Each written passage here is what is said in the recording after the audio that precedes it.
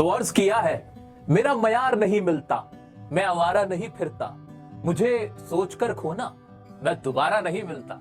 जी हाँ दोस्तों, आज हम करने वाले हैं शेरो शायरी, क्योंकि आज हम क्लास 10th की सभी पोएम्स की रिवीजन करने वाले हैं। और आज मैं आपको ये पोएम्स पढ़ाऊंगा नहीं, बल्कि आपको इस लायक कर दूंगा कि आप औरों को भी पोएम समझा पाओगे, सिखा पाओगे। एक एक वर्ड का क्या मीनिंग निकलता है, कितनी डीप मीनिंग उसके निकलते हैं, ये सब कुछ आज आप सीखने वाले हो। और साथ ही साथ हमारी शेरो शायरी तो चलती ही रहेगी। तो आइए शुरू करते हैं हमारी वन शॉट रिवीजन, हमारी पहली रिवीजन क्लास 10 के फाइनल एग्जाम से पहले। और अगर मेरी पोएट्री आपको अच्छी लगी हो तो लाइक जरूर करना, कमेंट करके बताना शेर कैसा था। और मैं चला आपको आपकी क्लास 10 की सभी पोएम्स की रिवीजन कराने। सो मेरे दोस्तों, हमारी पहली पोएम है डस्ट ऑफ स्नो। इसके नाम से ही पता चल रहा है कि स्नो की डस्ट, स्नो समझते हो ना, स्नोफॉल हो रहा है जो कि शिमला वगैरह में भी होगा, तो वही वाला स्नोफॉल होता है। कहां? वापस आओ, पहाड़ों से वापस आओ, इधर आ जाओ। उसी स्नोफॉल की डस्ट, मतलब जो बची कुची वो जो थोड़ी सी बर्फ होती है ना, वो ये आपकी पोएम का नाम है। रॉबर्ट फ्रॉस्ट साहब ने लिखे, बहुत बड़े पोइट है भाई इंग्लिश के। इन्हीं की 2-3 पोएम तुम्हारे सिलेबस में डाल रखी है, तो इनका नाम तो याद रह ही जाएगा, रॉबर्ट फ्रॉस्ट। क्या कहते हैं ये? छोटी सी पोएम है, कुछ भी नहीं है इसमें। The way crow Shuk down on me the dust of snow from a hemlock tree. कि जिस प्रकार से क्रो समझते हो, कौवा, कौवा कैसा होता है? काला होता है। क्या माना जाता है उसको? मनहूस माना जाता है कौवे को। लोग उसको अपशकुन समझते हैं, कौवे का काय करना, घर पे नहीं बैठने देते ना। हाँ, तो वही क्रो है। और उसने क्या किया? हेमलॉक ट्री, हेमलॉक एक तरह का ऐसा पेड़ होता है जो जहरीला पेड़ माना जाता है, उसको भी अच्छा नहीं माना जाता है, तो वो भी नेगेटिविटी का ही प्रतीक है, सिंबल है। अब वहां पे बैठा हुआ है कौवा, ऐसे काय कर रहा है। और उसने ना ऐसे उड़ा होगा कि अपने पैर से उसने ऐसे जो डस्ट थी ना स्नो की, जो स्नो गिरी हुई थी पेड़ पे, उसको ऐसे पोइट के ऊपर फेंका, तो जैसे उस पे लगी ना, तो एकदम उसका जो खराब मूड था वो भी अच्छा हो गया। देखते हैं कैसे। Has given my heart a change of mood and saved some part of the day I drooped। वो कह रहा है कि जब ऐसा हुआ ना मेरे साथ, वो डस्ट गिरी, तो मेरा जो मूड था ना वो अच्छा हो गया, वो चेंज हो गया, एक तरह से चेंज हो गया। और जो मैं अपना आधा दिन, जो आने वाला जो बचा हुआ दिन था, वो भी खराब कर लेता, वो भी मेरा बच गया। मैं खराब करने वाला था, मेरा खराब मूड था, वो भी सही हो गया। कैसे सही हो गया? वो जो क्रो था, उसने जो डस्ट ऐसे से गिराई, मेरे ऊपर आके गिरी, तो मेरा मूड चेंज हुआ। अरे ये क्या था? और ये देख के मैं खुश हो गया। तो यहां पे जो मतलब देख रहे हो ना, आज लिखा हुआ आप देख रहे हो कि and saved some part of a day I had rued, कि कुछ जो मेरा हिस्सा था दिन का वो मेरा अच्छा हो गया। यहां पे जो पोइट है वो कहना ये चाह रहा है कि जो मनहूस चीजें होती है ना, वो भी आपको पॉजिटिव फील करा सकती हैं। जो नेगेटिव चीजें जिन्हें हम मानते हैं, वो भी आपको पॉजिटिविटी दे सकती हैं। छोटी छोटी चीजें आपकी लाइफ में बड़ा चेंज ला सकती हैं। टोटल यही कहा गया, इसके अलावा इस पोएम में कुछ है ही नहीं। अब इसको देखते हैं कि एग्जाम के पॉइंट ऑफ व्यू से क्या क्वेश्चन आते हैं, किस तरह के क्वेश्चन आते हैं, वो समझते हैं। आइए दोस्तों, इसकी एक्सप्लेनेशन देखते हैं। तो स्टैंडिंग अंडर और passing through a hemlock tree, कि जो पोइट है वो कहां पे? वो स्टैंडिंग है यानी खड़ा हुआ है, या पासिंग थ्रू वहां से गुजर रहा है। एक हेमलॉक ट्री है, उसके नीचे से गुजर रहा है, जहां उसके साथ क्या होता है? Then a crow dusted snow upon him, उसके ऊपर ना स्नो का जो डस्ट होता है, जो बचे हुए जो छोटे मोटे टुकड़े बचे हुए रह जाते हैं स्नो के, वो उसके ऊपर गिर जाते हैं। उससे क्या होता है? That change his mood from sad to happy, जिससे उसका जो मूड है ना, वो सैडनेस से हैप्पीनेस में चेंज हो जाता है। तो दिमाग में क्या वर्ड याद आएगा? जैसे ही डस्ट ऑफ स्नो सोचोगे कि द पोइट वाज स्टैंडिंग और पासिंग थ्रू, कहां से पासिंग थ्रू कर रहा था? Under a hemlock tree. And then फिर क्या होता है? क्रो आता है, क्रो आता है, और वो क्या कहता है? डस्टेड कर देता है, डस्टेड मतलब फेंक देता है, डस्टेड स्नो अपॉन हिम, उसके ऊपर फेंक देता है, जिससे उसका मूड चेंज हो जाता है। यही टोटल पोएम है। अब एग्जाम में इसमें किस तरह के क्वेश्चन पूछे जाते हैं वो सुन लो। भाई इसमें पूछा जाएगा कि हेमलॉक ट्री और क्रो वो किस चीज को रिप्रेजेंट करते हैं। तो जनरली पोइट्री के अंदर, लिटरेचर के अंदर पता है, हेमलॉक ट्री एक जहरीला पौधा होता है, पॉइजनस ट्री होता है, उसको नेगेटिविटी के लिए इस्तेमाल किया जाता है, टॉक्सिसिटी को दिखाता है हेमलॉक ट्री। और जो क्रो होता है उसको भी अच्छा नहीं माना जाता, वो भी नेगेटिविटी को दिखाता है। लेकिन इस पोएम के अंदर वो दोनों ही चीजें जिन्हें अनऑस्पिशियस माना जाता था, अब शकुनी माना जाता था, वो अनऑस्पिशियस चीजें ही क्या बन गई? कैरियर ऑफ हैप्पीनेस बन गई, खुशी को लेकर आ गई वही नेगेटिव चीजें। ये इसकी खास बात थी। समझ आया? दोबारा से एक्सप्लेन करता हूं। नेगेटिव माना जा रहा है, जिन चीजों को नेगेटिव माना जा रहा है, उसी चीज ने आज पोइट का जो मूड था वो अच्छा कर दिया। ये है छोटी सी बात, और कुछ नहीं है इसके अंदर। तो इसमें क्वेश्चन आ सकता है कि बताओ कैसे हेमलॉक ट्री और जो क्रो है, उसने पोइट ने उसके जरिए हैप्पीनेस कैसे पोइट की जिंदगी में आ गई, कैसे वो हैप्पीनेस का सिंबल बन गए, पॉजिटिविटी का सिंबल बन गए, जबकि वो तो नेगेटिव समझे जाते हैं। क्लियर हो गया? बस इसके अलावा इसमें कुछ बहुत ज्यादा क्वेश्चन नहीं बनते, छोटा सा पैराग्राफ था। और जिसके क्वेश्चंस होंगे ना, कॉम्पिटेंसी बेस्ड क्वेश्चंस, जो प्रीवियस के क्वेश्चन, वो सारे हम डिटेल में एक्सप्लेन करेंगे हमारी लाइव रिवीजन क्लास में, जिसके बाद होगी। अभी के लिए आपको इस पोएम का सब कुछ समझ में आ गया कि नहीं? कुछ इधर उधर कुछ नहीं बचा ना? आइए बढ़ते हैं। लेकिन इससे पहले कॉपी के अंदर लिखो तो सही, हेमलॉक ट्री, क्रो, जो भी इंपॉर्टेंट इसके वर्ड थे, जो मैंने लाइंस बोली हैं, वो अपनी लिखो और मैं चला नेक्स्ट पोएम की तरफ। दोस्तों हमारी नेक्स्ट पोएम है फायर एंड आइस, आग और बर्फ। इससे तो मुझे कुछ याद आ रहा है। इरशाद कहिए कहिए इरशाद। चलो सुना देता हूं। मैं पहले बर्फ सा थोड़ा पिघल के देखूंगा, मैं पहले बर्फ सा थोड़ा पिघल के देखूंगा, अगर वो आग है तो उसमें जल के देखूंगा। वाह वाह कह देना कमेंट में। आ जाओ फायर एंड आइस को पढ़ते हैं। रॉबर्ट फ्रॉस्ट ने लिखी है ये भी, और जैसे कि इसके नाम से पता चल रहा है आग और बर्फ के बारे में कहा गया है। तो क्या कहा है पोइट ने, पहले पढ़ लेते हैं। Some say the world will end in fire। कुछ लोग कहते हैं कि ये दुनिया आग से खत्म होगी। यहाँ आग का मतलब वो वाली आग नहीं है कि दुनिया में आग लग जाएगी और सब मर जाएंगे। यहाँ फायर का मतलब है जो लोगों के बीच आपस में वायलेंस हो रही है। वायलेंस मतलब हिंसा जो हो रही है, कंट्रीज एक दूसरे से लड़ रही है ना, वो जो रेज है। रेज का मतलब भी क्या होता है, गुस्सा होता है। तो लोगों के बीच आपस में जो गुस्सा है, रेज है, वो यहाँ पे आग का मतलब है। हेट्रेड जो आपस में नफरत है, वो यहाँ पे फायर है। तो क्या कहा मैंने, ध्यान से जो इंपॉर्टेंट वर्ड है याद रखना, ये आपको अपने माइंड में याद रखना है कि आग का मतलब यहाँ क्या है, हेट्रेड है, जो नफरत है वो। आग का मतलब क्या है, वायलेंस है। आग का मतलब क्या है, रेज है, जो गुस्सा है, वो वजह बनेगा दुनिया को खत्म करने की। और जो डिजायर है, कौन से वाले डिजायर, यूक्रेन क्या चाहता है, रशिया मेरे पास आ जाए, रशिया क्या चाहता है, यूक्रेन मेरे से मिल जाए, और आपस में फिर लड़ते हैं। लोगों की जो डिजायर्स हैं वो रीजन बनेगा इस दुनिया को खत्म करने का। समझ आया। आगे बोल रहे हैं सन से इन आइस। कुछ लोग कहते हैं कि बर्फ से मरेंगे। अब बर्फ का मतलब ये नहीं है कि दुनिया के अंदर बर्फ आ जाएगी और सब मर जाएंगे बर्फ से कवर होके। यहां आइस का मतलब क्या है वो भी डिफरेंट है और इंपॉर्टेंट है। आइस का मतलब है यहां पे ग्रीड, लोगों में लालच बहुत है, मन में लालच पला हुआ रहता है, जो कि सामने से नजर नहीं आता, आग की तरह दिखता नहीं है, चमकता नहीं है, लेकिन बर्फ की तरह ठंडक तरीके से मन में दबा हुआ होता है। और क्या, इनडिफरेंसेस, लोगों में आपस में ना डिफरेंसेस हैं, एक बात पे सहमत नहीं होते, मन में एक दूसरे के प्रति जलन रखते हैं, जेलेसी रखते हैं, ग्रजेस रखते हैं। वो क्या दिखाते हैं, वो आइस को दिखा रहे हैं। समझ गए। तो कुछ चीजें ऐसी है जो सामने से नफरत है, मार दूंगा, तोड़ दूंगा, वायलेंस कर रहे हैं। एक तो ये वाली, ये वजह बन सकती है दुनिया खत्म करने की। दूसरी वजह क्या बन सकती है कि मन में ग्रजेस है, मन में गुस्सा है, मन में लालच है, और वो मन में ही पल रहा है बर्फ की तरह, पता नहीं चल रहा है, और उस ये भी काफी है दुनिया को तबाह करने के लिए। तो रॉबर्ट फ्रॉस्ट ने दोनों ही वजह बता दी हैं इस दुनिया के खत्म होने की। फिर क्या होगा, but if it had to perish twice, I think I know enough of hate to say that for destruction ice is also great and would suffice. पहले तो रॉबर्ट फ्रॉस्ट कहते हैं कि मेरे नजदीक तो जो फायर है वो ज्यादा अच्छा तरीका है दुनिया को खत्म करने का, क्योंकि वो एकदम दिखता है ना, साफ साफ लोगों को गुस्सा दिखता है, वायलेंस नजर आ जाती है। बट फिर आगे रॉबर्ट फ्रॉस्ट कह रहे हैं कि देखा जाए तो अगर दुनिया को 2 बार तबाह करना हो तो आग के अलावा जो ये बर्फ है ना, ये भी कम नहीं है, बर्फ भी सफिशिएंट है इस पूरी दुनिया को डिस्ट्रॉय करने के लिए। तो ice is sufficient to destroy this world and ice represents greed and indifferences. Clear है। और इस पोएम में कुछ नहीं है, बहुत प्यारी पोएम है। इसका जो मेन क्वेश्चन बनता है वो ज्यादा यही बनता है कि बताओ आइस किसको दिखा रहा है और फायर किसको दिखा रहा है। रॉबर्ट फ्रॉस्ट क्यों ऐसा कह रहे हैं। इसका ग्लोबल वार्मिंग से एज सच कोई लेना देना नहीं है। हाँ, लिटरल मीनिंग समझते हो ना, किसी भी पोएम के 2 मीनिंग होते हैं, एक तो मेटाफोरिकल मीनिंग, एक लिटरल मीनिंग। लिटरल मतलब जो वर्ड का हूबहू मीनिंग निकल रहा है, उसकी हिंदी निकल रही है, वो तो यहां ग्लोबल वार्मिंग को दिखा रही है।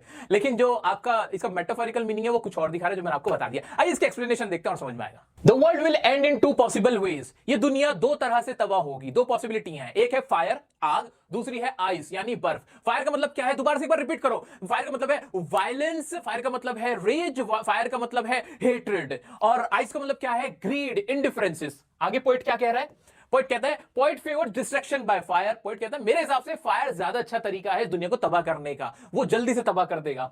If earth was to end twice, ice would be as good as fire. लेकिन अगर अर्थ को 2 बार तबाह करना हो तो मेरे हिसाब से आइस भी बुरी चीज नहीं है। आइस में भी इतनी ताकत है, इतनी सफिशिएंट है कि इस दुनिया को डिस्ट्रॉय कर देगी। एक तरह का तंज मार रखा है, सरकाज़्म है इसके अंदर, सरकाज़्म छुपा हुआ है। If you don't control emotions we will be on the verge of self destruction. Important line है, आपको लर्न करनी, बार बार रिपीट करो मेरे साथ, बोलो क्या, कि if we don't control our emotions, हमारी इमोशंस ही तो हैं, ये ग्रीड, ये रेज, ये वायलेंस हमारी इमोशंस ही तो हैं।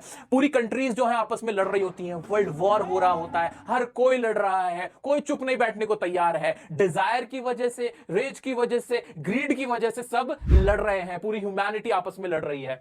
सो if you don't control emotions we will be on the verge of self destruction. हम खुद को ही तबाह कर लेंगे और कोई हमें तबाह करने नहीं आएगा, पूरी दुनिया खत्म हो जाएगी। क्या क्लियर हो गया। और जो इसके क्वेश्चंस हैं डिफरेंट डिफरेंट टाइप के क्वेश्चन, अभी इतना तो पहले हजम कर लो, अभी फिर जो और लाइव सेशंस होंगे उनमें पीवाईक्यूज, कॉम्पिटेंसी बेस्ड क्वेश्चन, सब कुछ कवर करेंगे और तुम्हें ना चुटकियों में आंसर पता होंगे। करके देख लेना, अब करके देख लो, चाहे वो तो टाइम बचा रहा हूं मैं तुम्हारा। दोस्तों ये डस्ट ऑफ स्नो के पोएटिक डिवाइस देख लेते हैं। एलिट्रेशन यानी कौन सा वर्ड बार बार यूज हुआ है, बार बार आवाज निकली, तो हैज और हर्ट में ह की आवाज थी तो ये बार बार यूज हुआ, ये एलिट्रेशन है। सेव्ड सम, सा की आवाज आई, ये एलिट्रेशन है। सिंबलिज्म किसी चीज को डिनोट कौन कौन कर रहा है, crow, dust of snow, hemlock tree, हमने देखा है कि ये तीनों कुछ ना कुछ और चीज को डिनोट कर रहे हैं। राइम स्कीम क्या है इसकी, एबी इसकी राइम स्कीम है। ये चीजें बाकी और हम जब हमारी लाइव रिवीजन क्लास होगी वहां और अच्छे से देखेंगे। हमारी नेक्स्ट पोएम है a tiger in the zoo, चिड़िया घर में शेर। चिड़िया घर में जो शेर होता है वो कैसा महसूस करता है कैद होके, उसकी कहानी बताने की कोशिश करी है हमारी लेस्ली नॉरिस ने। क्या पोइट है यार, लोग इंसान के दिल का हाल नहीं बताना चाहते, ना सुनना चाहते, ना महसूस करना चाहते। लेस्ली नॉरिस है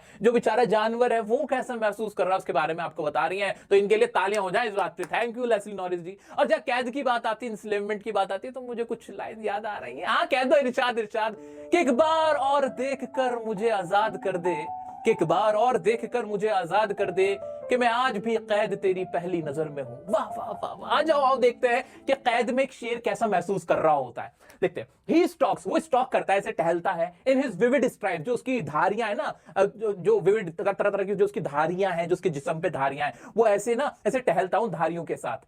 the few steps of his cage, अपने जो केज है, पिंजरा है, उसमें थोड़ा थोड़ा ही चल पाता क्योंकि ज्यादा जगह है नहीं। On pads of velvet quite, और जो उसके पैड्स है वेलवेट, मतलब जो उसके मखमल जैसे जो पैर है ना, उनकी आवाज भी नहीं आ रही है उनके साथ। इन हिज क्वाइट रेज, और उसका जो गुस्सा है, अपने शांत जो उसने अपना गुस्सा किया हुआ है, क्योंकि वो कैद में है, वो केज के अंदर है, इंस्लेवमेंट में है। इंपॉर्टेंट वर्ड है इंस्लेवमेंट, इंस्लेवमेंट ऑफ एनिमल्स। क्या हो रहा है यहाँ पे, इंस्लेवमेंट हो रहा है, उन्हें बंदी बनाया जा रहा है, उसके बारे में बात हो रही है। तो उसके अंदर गुस्सा है लेकिन वो एक्सप्रेस नहीं कर पा रहा because he is in enslavement. आगे बढ़ते हैं। He should B lurking in Shadow, lurking मतलब होता है घात लगा के बैठना ऐसे, तो उसको कहां होना चाहिए था, उसको तो शैडो में कहीं किसी चीज के नीचे साइड में, कि वहां पे घात लगा के बैठना चाहिए था अपने शिकार की। स्लाइडिंग थ्रू लॉन्ग ग्रास, जो बड़ी बड़ी घास है उसमें से स्लाइड करते हुए जाना चाहिए था। Near the water hole, water hole के पास, वो जो नदी है, वो जो पॉन्ड है, उसके आसपास जहां जानवर पानी पीने आते हैं, उसे तो वहां घात लगा के बैठना चाहिए था। Where plump deer pass, plump मतलब मोटा तगड़ा, जहां पे जो मजेदार गुदगुदे डियर्स जो होते हैं, डियर मतलब डियर सर नहीं नहीं नहीं नहीं, नहीं मेरे लिए नहीं, मुझे थोड़ी मरवाओगे तुम, मेरे लिए नहीं। डियर या हिरण वाला डियर, हाँ जो हिरण है, जो मोटे ताजे हिरण आते हैं, उसका शिकार करने के लिए उसे तो वहां घात लगा के बैठा होना चाहिए। तो वो कहां यहां पर कैद में आया हुआ है। आगे बढ़ते हैं। He should be snarling around houses, उसको तो जो घर है गांव के आसपास, शेर जो जंगल के आसपास के घर है, वहां पे स्नॉलिंग करते हुर्राते हुए जाना चाहिए था। शेर कैसे निकलता, नहीं नहीं नहीं ये वाली नहीं, पता नहीं कौन सी आवाज है, तुम समझ लो यार, शेर को गुर्राना चाहिए था। कौन कौन सी आवाज निकाल रहा हूं यार मैं, ठीक है आ जाओ। उसको ऐसा आवाज निकालना चाहिए था एट द जंगल्स एज, जो जंगल के किनारे पर।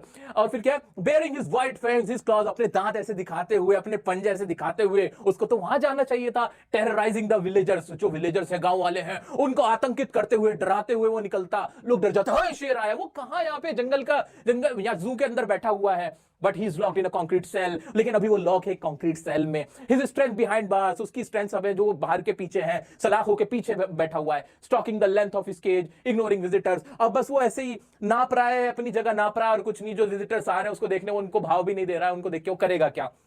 He hears the last voice at night, the patrolling cars, और आखिरकार रात में सिर्फ वो जो गाड़ियां घूम रही होती हैं इधर उधर, उनकी आवाज वो सुनता रहता है। And stares with his brilliant eyes at the brilliant stars, और वो तारों को देखता रहता है अपनी खूबसूरत आंखों से। यहाँ पे उसकी मजबूरी को दिखाया गया है कि वो अंडर कंपल्शन है, वो अंडर इंस्लेवमेंट है, उसको फ्रीडम चाहिए बट वो फ्री नहीं है। उसकी स्ट्रेंथ बार्स के पीछे है, यानी उसके अंदर जो स्ट्रेंथ है वो उसको शो ही नहीं कर पा रहा है। ये हालत किसकी है, हमारे टाइगर की है, शेर की है, जो कि जू के अंदर बंद है। A tiger in the zoo poem में ओवरऑल क्या बताया गया, तो पता है क्या क्या बताया गया, क्या माइंड में वर्ड्स और फ्रेजेस रखने हैं। इंस्लेवमेंट ऑफ एनिमल्स, जो जानवर है उनका जो इंस्लेवमेंट किया जा रहा है, यानी उन्हें बंदी बनाया जा रहा है, कैद किया जा रहा है जानवरों को, वो बताया गया। Selfish humans, human beings are selfish, क्योंकि पैसे कमाने के लिए वो जानवरों को कैद करते हैं, तो वो इसमें बताया गया। Deprive them from there natural habitats, उनकी जो रहने की असली जगह है वहां से उन्हें महरूम कर देते हैं, उनको डिप्राइव कर देते हैं। डिप्राइव मतलब ही महरूम कर देना, इंपॉर्टेंट वर्ड है, याद रखना। Pathetic life of animals in the zoo, जो पैथेटिक लाइफ है, तरस खाने लायक जिंदगी है एनिमल्स की जू में, उनका दर्द बताया गया है इसके अंदर। मोटा मोटे ये वर्ड, ये फ्रेजेस तुम्हें आंसर लिखने के लिए याद रखने होंगे। आइए देखते हैं डिटेल में क्या क्या स्टैंजा वाइज हमें बताया गया है।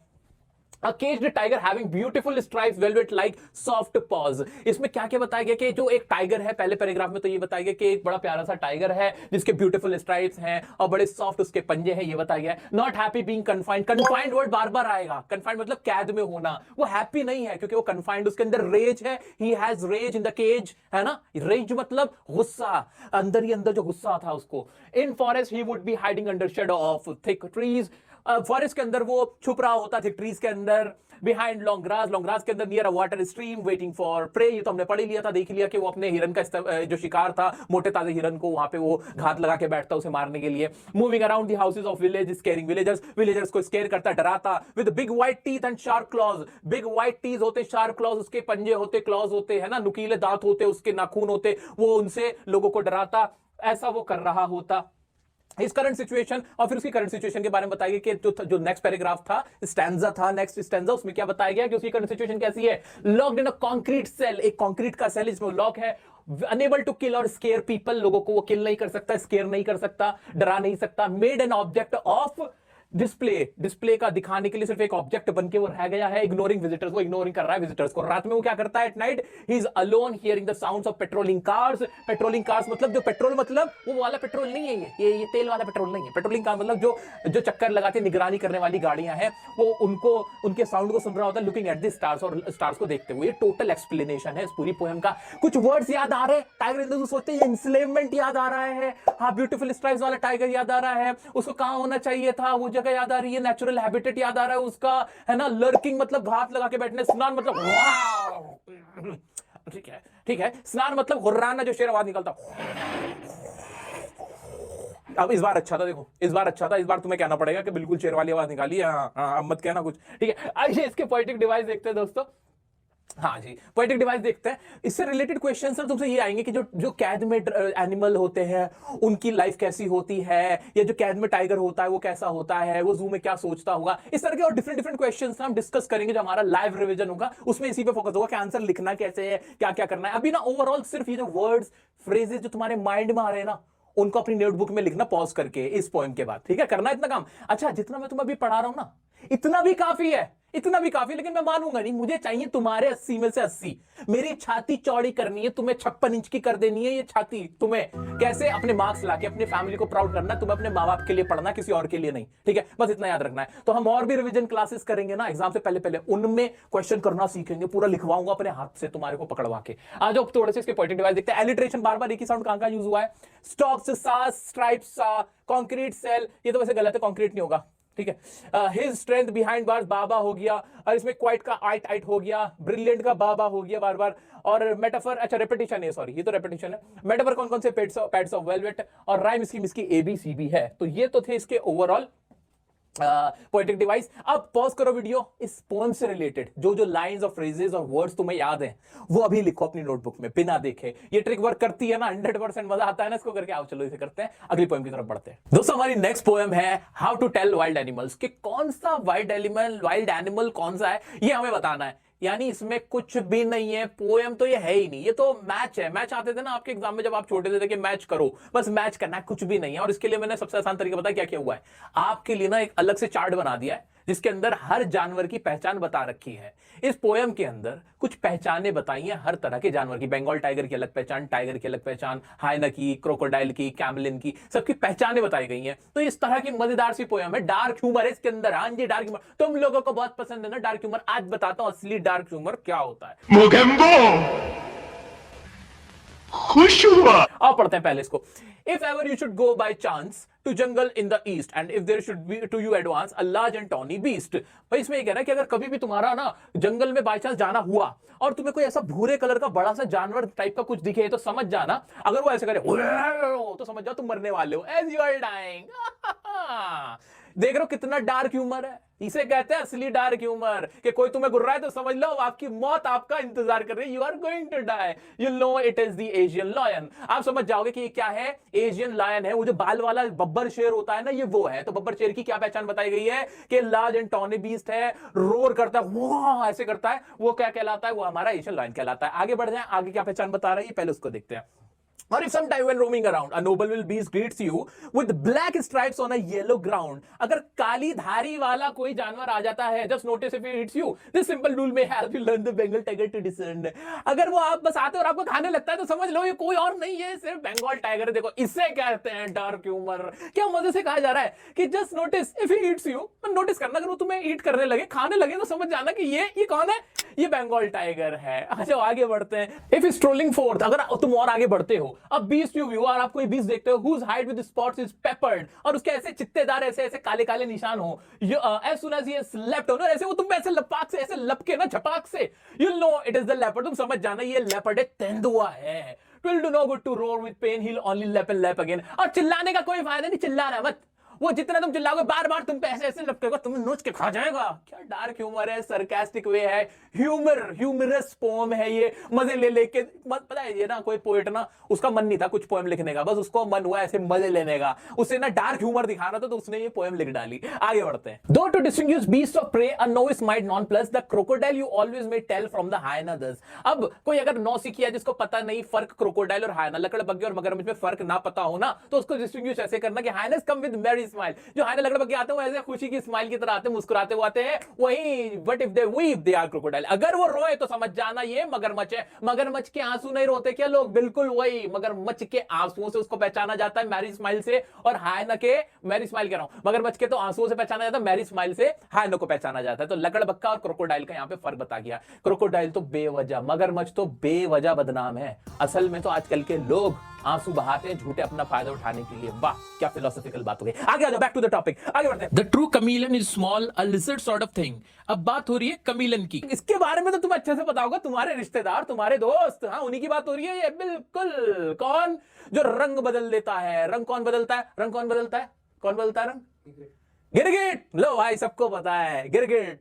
वो उनके, इसके बारे में तो कुछ बताने की जरूरत ही नहीं है। वो एक लिजर्ड की तरह होता है, छिपकली जैसा होता है। He hasn't any ears at all, उसके कान नहीं होते हैं, नॉट अ सिंगल विंग, कोई विंग भी नहीं होता है। If there is nothing on the tree it is the chameleon you see. अगर तुम्हें पेड़ पर कुछ नहीं दिखाई देता तो मान लो वहां कौन है? कमीलियन है, क्योंकि वो ना अपना रंग बदल लेता है, पेड़ जैसे कलर का हो जाता है। तो ये पहचाने बताई गई है सभी वाइल्ड एनिमल्स की, डिफरेंट वाइल्ड एनिमल्स की। मैंने क्या किया है, जो कि आपके एग्जाम में पूछा जाएगा ना, वो इनकी पहचाने पूछी जाएंगी। बताओ जो बंगाल टाइगर होता है उसकी क्या पहचान होती है। आपसे एमसीक्यूज जो एक्सटेंट बेस्ड क्वेश्चन आते हैं उसमें भी ऐसे पूछा जाता है। बताओ इसमें आयरनी क्या थी, आयरनी क्या थी, आयरनी बता दोगे क्या आयरनी है? कि भाई इसको ना डार्क ह्यूमर यूज किया गया है, हक करने को कह रहे हैं, ग्रीट करने को कह रहे हैं कि इसमें ना मजा आएगा तुम्हें पहचान लेना है ना, इस तरह से। And if you are dying, अगर तुम्हें कोई टाइगर मिल गया तो तुम इफ यू आर डाइंग तो समझ जाना कि टाइगर है। इफ ही ईट्स यू, अगर वो तुम्हें खा लेता है तो समझ जाना। इस तरह से आयरनी और डार्क ह्यूमर का इस्तेमाल किया गया है। बाकी ये सारे क्वेश्चन तो मैं डिटेल में और तुम्हें ऐसा घोल के पिला दूंगा ना, तुम्हें लगेगा सर ये तो क्वेश्चन का आंसर में आते हैं।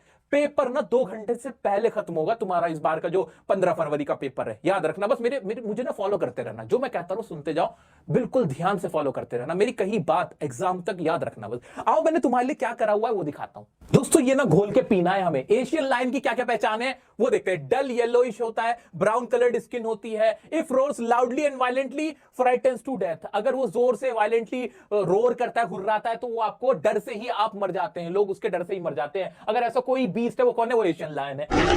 ऐसे बंगाल टाइगर की क्या पहचान है? माइटी वाइल्ड बीस्ट है, वाइल्ड बीस्ट है, बहुत बड़ा जानवर है, ब्लैक स्ट्राइप्स है और ऑन येलो स्किन, इस येलो स्किन है उस पे ब्लैक स्ट्राइप्स है। सोचो ऐसा ही तो होता है वो दिखने में। टू आइडेंटिफाई हिम, उसको पहचानने के लिए क्या करना होता है? To be eaten by him. जब वो तुम्हें खा ले तो पहचान लेना कि वो बंगाल टाइगर है। आगे बढ़ते हैं। लेपर्ड की, तेंदुए की क्या पहचान बताई गई? ये तो 3 है हमारे, एक तो बब्बर शेर हो गया, एक तेंदुआ हो गया और एक शेर हो गया। आ जाओ।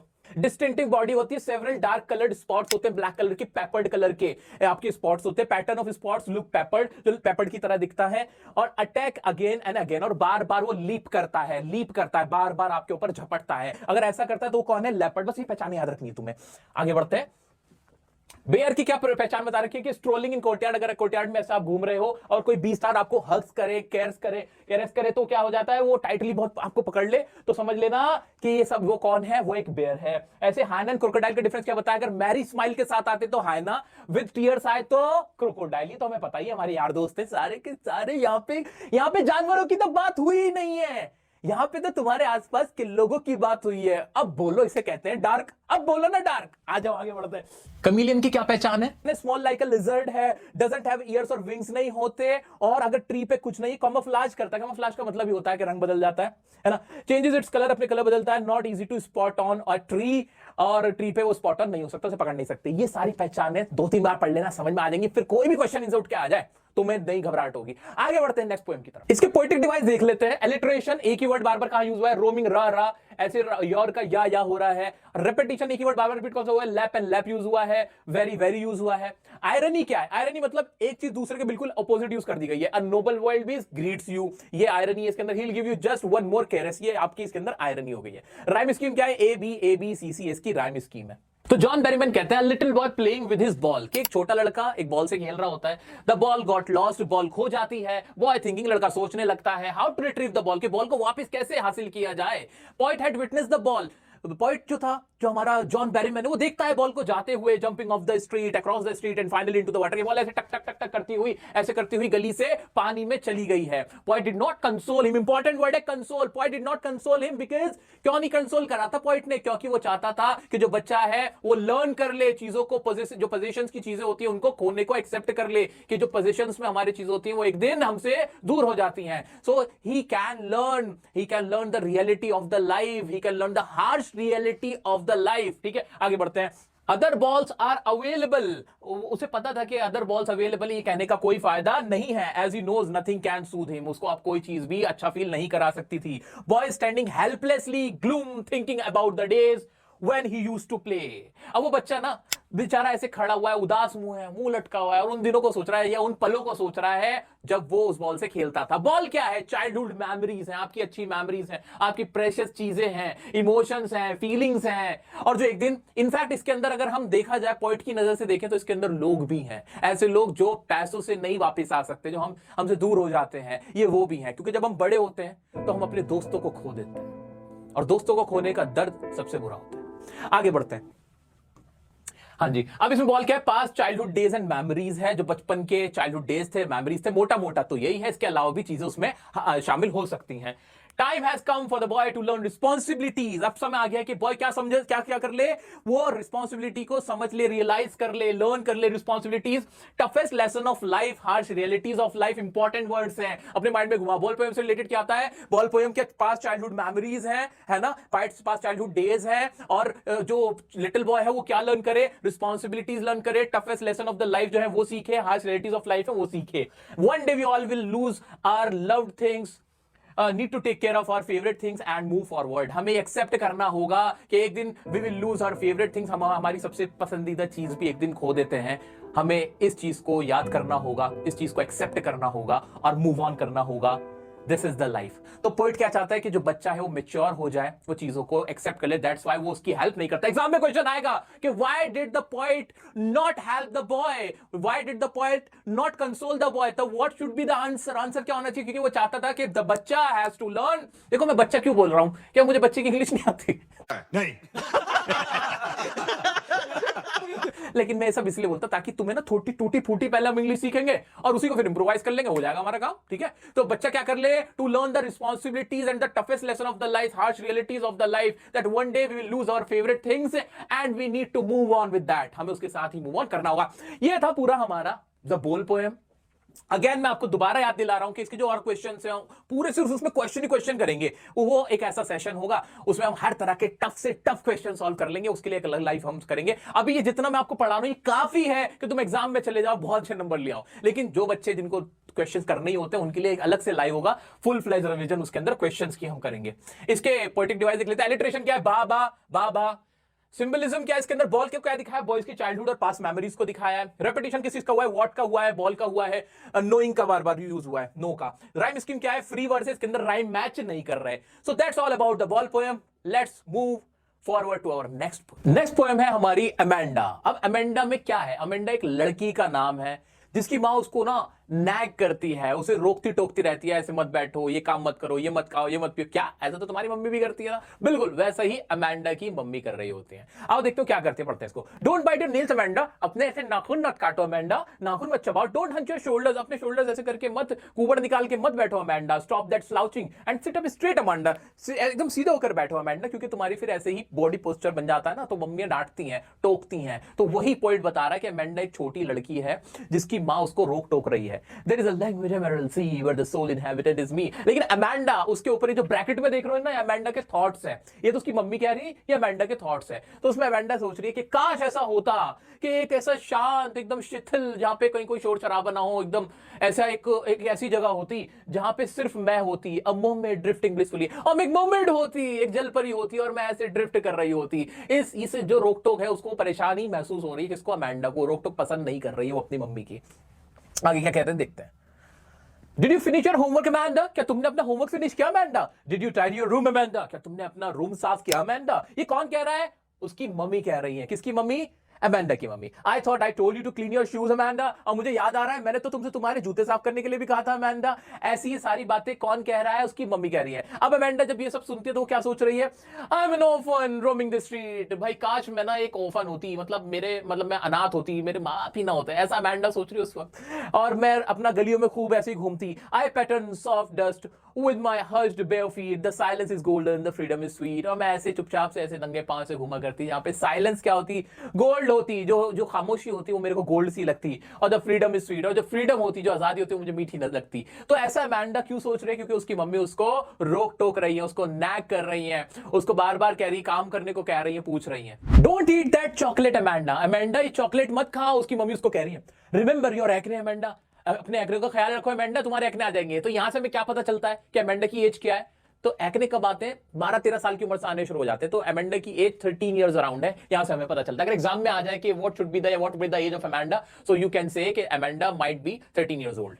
Will you please look at me when I am speaking to Amanda? क्या तुम मेरी तरफ देखोगी मैं तुमसे बात कर रही हूँ? यहाँ अमेंडा की बहुत थोड़ा गुस्सा हो रही है, क्योंकि अमेंडा उनकी तरफ ध्यान भी नहीं दे रही है कि खामखा रोक टोक कर रही है मेरे ऊपर। आगे क्या कह रही है उसकी मम्मी? ये सब बातें सुनने के बाद अमेंडा क्या सोच रही है? आई एम रेपेंजल, मैं एक मनमोजी हूँ रेपेंजल की तरह। रेपेंजल कौन है? एक ना फेरी टेल है, ऐसा ही टेल है, झूठा मूठा, मतलब कहीं भी सुनी कहानी है, जिसके अंदर रेपेंजल एक नाम की राजकुमारी होती है। वो एक टावर में चली जाती है, एक चुड़ैल उसको वहां पे ले जाके कैद कर देती है। तो वो अपने बाल नीचे डालती थी, जिससे चढ़ के वो चुड़ैल ऊपर आती थी, या लोग उससे मिलने ऊपर आ सकते थे अपने बालों से। उसके बाल खोल देती थी, वो इतने लंबे बाल थे उसके। तो रेपेंजल की कहानी। खैर हमें रेपेंजल की कहानी नहीं पढ़नी, बस रेपेंजल इतना समझ लो, एक ऐसी राजकुमारी जो टावर में अकेले रहती थी और खुश रहती थी, और जिसके बहुत लंबे बाल थे। I have not again, और मुझे परवाह भी नहीं है। Life in a tower is tranquil and rare. जो लाइफ टावर में वो बड़ी शांत है, बड़ी पसंदीदा मेरी जिंदगी, मतलब ऐसी ही लाइफ में चाहती हूँ जहाँ पे शांति हो, और उसी टावर में मैं भी रहना चाहती हूँ जहाँ रेपेंजल रही थी। I will certainly never let down my breath here, और मैं तो अपने बाल भी नीचे नहीं डालूंगी कि कोई ऊपर आ सके। मुझे किसी को ऊपर बुलाना ही नहीं है, मुझे अकेले रहना है। I need आजादी, आजादी, आजादी, आजादी। आगे आ जाओ। Stop that sulking at once, Amanda. You're always so moody, Amanda. Anyone would think that I nagged at you, Amanda. अब उसकी मम्मी कह रही कि ये ना सल्किंग होना मतलब उदास होना, ऐसे मनचली होना, एकदम से ऐसे उदास ही मत हो जाओ तुम, ऐसे तुम मूडी मत बनो यार। जो भी सुनेगा ना उसे ऐसे लगेगा कि मैं तुम्हें ना रोक टोक कर रही हूँ, नैग कर रही हूँ, रोक टोक कर रही हूँ। अमेंडा तो तुम ये सब मत करो, ऐसे मुंह मत बनाओ, ऐसे मनचली मत बनो। तो ये सारी बात उसकी मम्मी कह रही है। तो ये पूरी अमेंडा की कहानी क्या है, जिसमें एक मॉम है और एक टीनेजर गर्ल है, जिनके बीच, दोनों के बीच बात हो रही है कि वो कैसा फील कर रही है। हर लड़की ऐसा फील करती है। आओ अब कुछ इससे रिलेटेड वर्ड्स और फ्रेजेस पूरी एक्सप्लेन करके समझाता हूं। तो दोस्तों अमेंडा में क्या कहानी है पूरी, जैसे अमेंडा सोचो तो एक स्मॉल गर्ल है या स्मॉल चाइल्ड है जो कि फेड अप है बहुत ज्यादा, स्कूल गोइंग गर्ल है अपनी मम्मी की वजह से। क्यों? She wants freedom and peace, उसको फ्रीडम एंड पीस चाहिए, इंपॉर्टेंट वर्ड है। She wants to live life on her own terms, वो अपनी खुद की मर्जी की जिंदगी चाहती है। शी वांट्स नो इंटरफेरेंस, उसको कोई इंटरफेरेंस पसंद नहीं है। She dreams to lead a life of a mermaid, वो एक मर्मेड जैसी लाइफ चाहती है। She feels orphan has more freedom, और उसको ऐसा लगता है जो ऑर्फन होता है, जिसके पेरेंट्स नहीं होते, उनकी लाइफ ज्यादा अच्छी है। अच्छा मैं तुम लोगों को इस बात में एक बार और बता दूं, जब ना पेरेंट्स हमें रोक टोक कर रहे होते हैं हमें बहुत बुरे लगते हैं, बट सच्चाई बताऊं, बाद में जब तुमसे तुम्हारे पेरेंट्स दूर हो जाते हैं तब तुम्हें सच पता चलता है कि पेरेंट्स से इंपॉर्टेंट चीजें दुनिया में कोई नहीं है। तो ये अमेंडा के साथ भी होता है, बहुत लोगों के साथ ऐसा होता है। She wishes to have a life in a tower like Rapunzel, वो एक ऐसी जिंदगी चाहती है जहां रेपेंजल की जैसे रेपेंजल अकेले टावर में रहती थी वैसी ही लाइफ वो चाहती है, क्योंकि वो बहुत एनॉयड होती है, बहुत एनॉयड फील कर रही है, क्योंकि उसकी मम्मी उसको रोक टोक करती है, उसको नैग करती है उसकी मम्मी, इस वजह से। आगे बढ़े।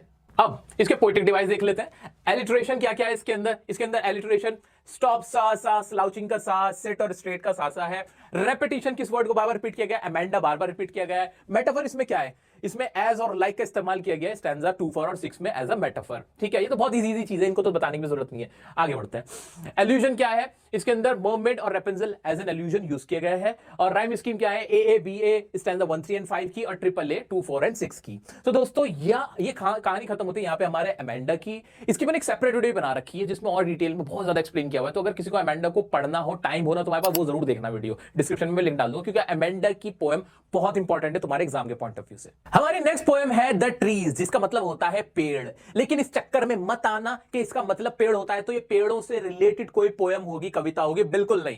एक्चुअली इसकी जो राइटर है, पोइट है, वो है एड्रियन रिच। और एड्रियन रिच एक ऑस्ट्रेलियन फेमिनिस्ट पोइट थी, यानी वो औरतों के बारे में बात करती थी, विमेन एम्पावरमेंट, महिला सशक्तिकरण की बातें करती थी। तो उन्होंने इसमें ट्रीज के ऊपर नहीं लिखा है, एक्चुअली ट्रीज की आड़ में औरतों की बात की है। यहाँ ट्री को सिंबॉलिक यूज किया गया है, किसके लिए, औरतों के लिए, विमेन के लिए। वो जमाने की बात कर रही थी जब औरतों को आजादी नहीं थी, औरतों का जो पार्टिसिपेशन था वो कम था।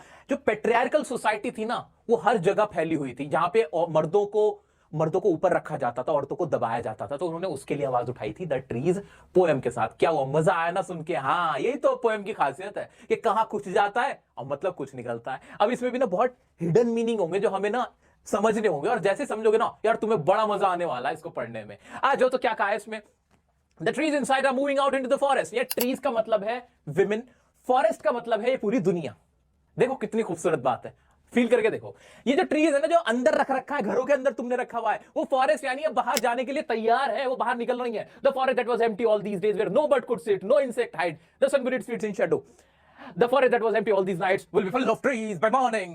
हाँ, अब वो कह रहे हैं कि वो जो दुनिया तुमने बना रखी है ना, जहां पे ना कोई चिड़िया बैठ सकती है, जहां पे कोई कीड़ा नहीं बैठ सकता है, जहां पे यानी जो ये जो दुनिया ये अधूरी है, यह बिना औरतों के अधूरी है। तुमने औरतों को अंदर रखा हुआ है, ये खाली लगती है दुनिया, बिल्कुल बेरौनक दुनिया है। अब वो बेरौनक दुनिया नहीं रहेगी, क्योंकि will be full of trees by morning. कल सुबह तक वहां पे औरतें ही औरतें होंगी, यानी उनका भी पार्टिसिपेशन होगा, ये खूबसूरत बनेगी दुनिया। All night the roots work to disengage themselves from the cracks. पूरी रात जो रूट्स थी, जड़ें थी, उन्होंने मेहनत की अपने आप को अलग करने की। वो जो घर के अंदर तुमने उन्हें रखा हुआ था ना, औरतों ने पूरी रात मेहनत की, यानी ऐसा काला समय देखा है, ऐसा अंधकार का समय देखा है, जुल्म देखे हैं, उसके बावजूद वो अपनी मेहनत में लगे रहे और अब वो बाहर आने की उन्होंने कोशिशें कर दी हैं।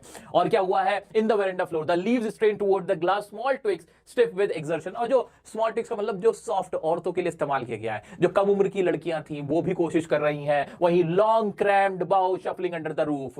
बाउ का मतलब होता है वो जो ट्री की जो मेन ब्रांच होती है, यानी इससे हमें पता चल रहा है जो पुरानी औरतें थी, यानी हर उम्र की लड़की, हर उम्र की जो वुमेन है ना, वो अपनी अपनी कोशिशों में लगी हुई है खुद को घर से बाहर निकालने के लिए। Like newly discharge patients half daze moving to the clinical doors. और अभी उनकी हालत ऐसी है, जो न्यूली डिस्चार्ज पेशेंट की होती है, जो आधा तो उनका सर चकरा रहा है, क्योंकि उन्होंने इतना ज्यादा, जिसे कहते हैं, उन्होंने इतना उनके साथ शोषण हुआ है, एक्सप्लॉयटेशन और हैरेसमेंट देखा है, इतना हरासमेंट देखा है कि अभी उनको उससे अभी जैसे न्यूली डिस्चार्ज हुए हैं, वो जुल्म सह रहे थे और अभी वो फ्रेशली उससे बाहर आए हैं और वो इस दुनिया में आने के लिए तैयार हैं और जो ह्यूमैनिटी है इस पूरी दुनिया में फैलाने के लिए तैयार हैं। आगे बढ़ते हैं। I sit inside doors, open to the veranda, writing long letters in which I scarcely mention the departure of the forest from the house। यार राइटर कहती है, मैं चुपचाप से बस अंदर बैठी हुई हूं, मैं बाहर नहीं गई हूं, मैं बस देख रही हूं और मैं इस बात को लिख भी नहीं रही हूं, अपने लेटर्स में लिख भी नहीं रही हूं कि ये लोग बाहर जा रहे हैं। The night is fresh, the whole moon shines in a sky still open, the smell of leaves and lichen still reaches like a voice into the rooms। lichen बोलते हैं पहाड़ों पर उगने वाला ऐसा पौधा जिसके फूल नहीं होते, जो कि बहुत ज्यादा खुशबू देने वाला नहीं होता। यहाँ इससे पता चल रहा है कि कुछ ऐसी औरतें भी जो बहुत ताकतवर भी नहीं है, कुछ ऐसी लड़कियां भी जो बहुत ताकतवर नहीं है, जिनकी आवाज सुनी भी नहीं जा सकती, स्टिल उनकी रीच जो है, reach like a voice into the room, वो कमरों में आ रही है। यानी जो औरतें हैं, हर उम्र की औरतें बाहर निकल रही हैं, वो तैयार हैं, रेडी हैं इस दुनिया में आने के लिए और अपनी मौजूदगी दर्ज कराने के लिए, और वो अपनी आवाज, उनकी आवाज सुनी जा सकती है। जो राइटर है उसको फील हो रहा है कि ये लोग अब बाहर आ रहे हैं। My head is full of whispers which tomorrow will be silent. The glass is breaking, the trees are stumbling forward into the night. Winds rush to meet them, the moon is broken like a mirror. Its pieces flash now in the crown of the tallest oak.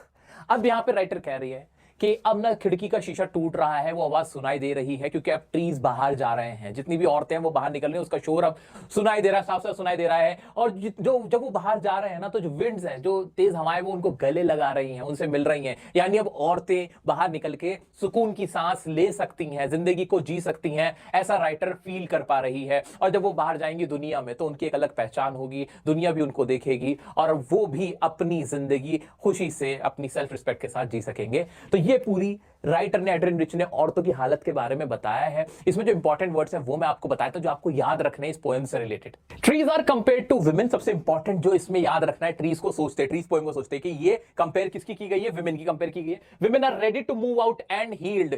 जो औरतें वो तैयार है बाहर निकलने के लिए, औरतें रेडी हैं बाहर निकलने के लिए और हील होने के लिए। जो उनपे जुल्म ढाए गए हैं, जितना ऑपरेशन उनके साथ किया गया है, जितना उनको उन्हें सफर करना पड़ा है, एक्सप्लॉयटेशन, हैरेसमेंट उन्होंने बेयर किया है, they are all set to be healed. वो अब है, तैयार है हील होने के लिए।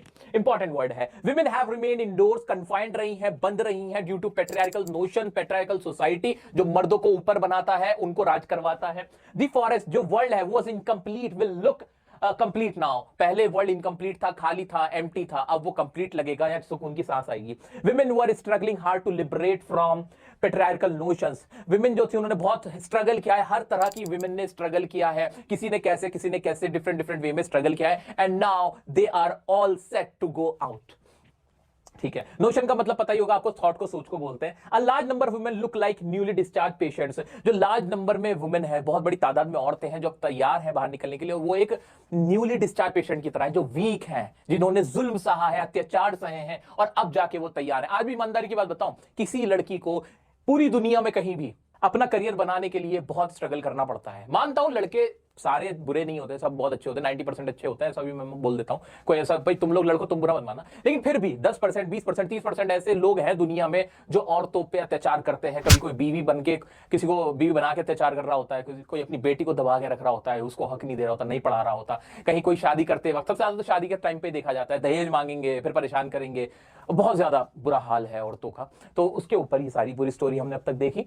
हाँ जी, poet was confined, writing poetry does not mention the liberation of all women. Poet खुद कन्फाइंड है, वो घर में, वो बाहर नहीं निकली, यानी अभी उसकी आजादी पे रोक लगी हुई है। और उसने अपनी ये भी नहीं बोला कि सब लोग ही आजाद हो गए हैं, कुछ आजाद हो रहे हैं, निकल के जा रहे हैं, लेकिन शोर आ रहा है, यानी सब आजाद होंगे। The change is serious and damage is done. Change, ये बहुत सीरियस चेंज आया, कोई छोटा मोटी बात नहीं हुई है, और डैमेज इज डन। अब लोग, औरतें बाहर निकलेंगी, लेकिन एट द सेम टाइम उन्होंने सहा भी बहुत है। इससे रिलेटेड पोएटिक डिवाइस देख लेते हैं, इंपॉर्टेंट वर्ड्स देख लेते हैं। पोएटिक डिवाइस में रेपिटेशन है, नो नो, ना ना ना का सिमिलर यूज किए गए हैं, like a mirror, like a voice के तौर से। पर्सोनिफिकेशन किया गया, no sun bury in its shadow, small twig step with exertion, the trees are stumbling forward. ये इसको ना और अच्छे से बाद में मैं और हम लोग देख लेंगे। डिसएंगेज का मतलब होता है लिबरेट करना, यहाँ पे डिसएंगेज मतलब अलग करना, लिबरेट करना आजादी के लिए इस्तेमाल हुआ। एक्सर्शन का मतलब कंटिन्यूअस स्ट्रगल को दिखा रहा है इस पोएम से रिलेटेड। लीव्स एंड ट्विग्स यहाँ पर सॉफ्टनेस ऑफ द विमेन को दिखा रहे हैं, कितनी प्यारी बात है। लीव्स एंड वुमेन किसको दिखा रहे हैं, लीव्स एंड ट्विग्स किसको दिखा रहे हैं, सॉफ्टनेस, जो औरतों की सॉफ्टनेस होती है। लॉन्ग क्रैम्ड बाउ का मतलब होता है लार्ज नंबर ऑफ वुमेन, जैसे एक पेड़ होता है उसकी सबसे बड़ी ब्रांच को बाउ बोलते हैं, तो वो कौन है, लार्ज नंबर ऑफ वुमेन को वो रिप्रेजेंट कर रहे हैं। इससे रिलेटेड जब हम क्वेश्चंस और डिस्कस करेंगे ना हमारी लाइव रिवीजन में, तब ये चैप्टर यानी ये पोएम बहुत मजेदार और लगेगी तुम्हें। आओ आगे बढ़ते हैं। हमारी नेक्स्ट पोएम है फॉग, जो लिखी है कार्ल सैंडबर्ग ने। ना ही लिखते तो अच्छा था, क्योंकि इतनी सी लिखी है। भाई साहब क्या हो गया, पेन की स्याही खत्म हो गई थी, कुछ बड़ा सा लिख देते। अभी मजा आएगा ना भिड़ो।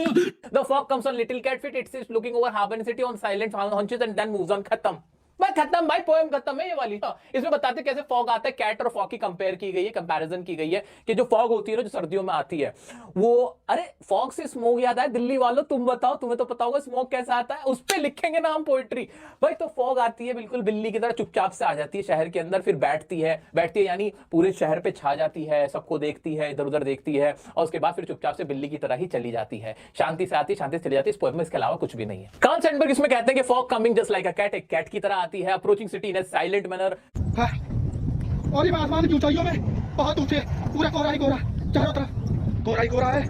बिल्कुल खामोशी के तरीके से आती है, शोर शराबा नहीं करती है। It appears as it is sitting by folding legs and looking around. ये इस तरह से बैठते हैं जैसे इसने पैर बांध के, जैसे बिल्ली बैठती है ना और चारों तरफ देखती है, ऐसे ही फॉग भी बैठती है। इसका डिपार्चर भी बहुत साइलेंट होता है, अनप्रेडिक्टेबल होता है, जस्ट लाइक अ कैट। हमें कैट का पता नहीं होता कब घर में घुस जाती है, कब चली जाती है, ऐसे ही फॉग होती है। फॉग और कैट, इनको कैट और फॉग दोनों से प्यार होगा, बस और कोई बात नहीं, इसलिए उन्होंने पोएम लिख डाली। आगे बढ़ते हैं। इसके पोएटिक डिवाइस है, हमें तो पढ़ने से मतलब है, हमें नंबर लाने हैं। इसमें इमेजरी इस्तेमाल की गई है फॉग की।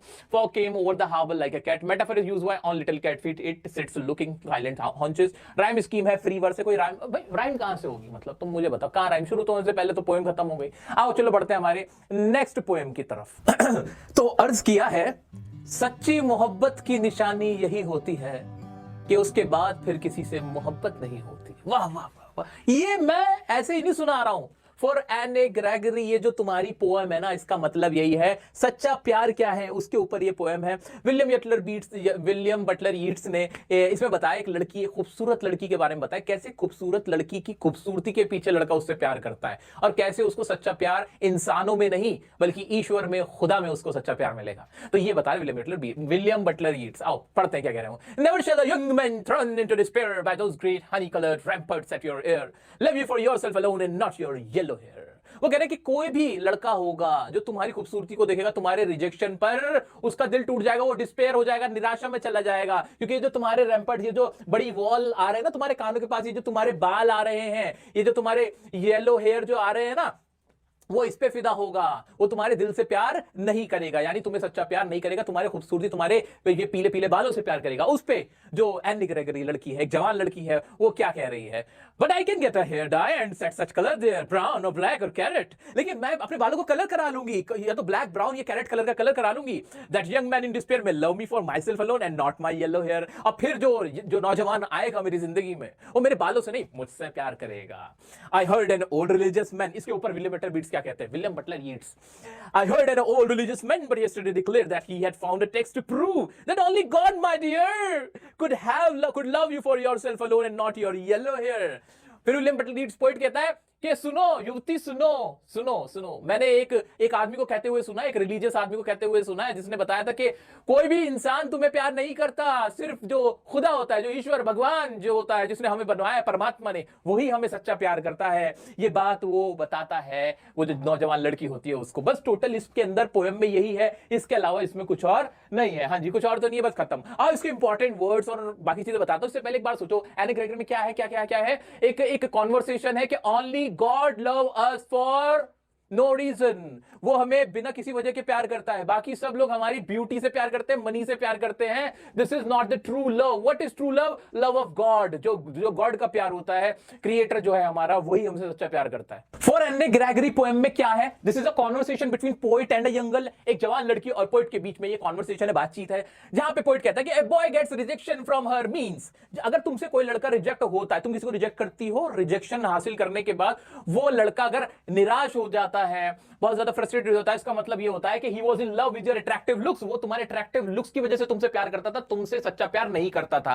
अब एक बात बताओ, वैसे पोएट का कहना यह है कि अगर लड़का रिजेक्ट होने के बाद फ्रस्ट्रेट फील करे, डिजेक्टेड फील करे, तो वो तुमसे प्यार नहीं करता था, तुम्हारे लुक से करता था। तो फिर वो लड़का करे तो करे क्या, फिर करे तो करे क्या? मैं पूछना चाहता हूं, विलियम बटलर यीट्स से पूछना चाहता हूं, फिर वो करे क्या? वो पीछे पड़ा रहे हैं, वो गली नुकड़ों पे खड़े होके बस कहता रहे नहीं नहीं प्यार दो, प्यार नहीं। क्यों नहीं बोल रहे हो, कुछ तो बोलो।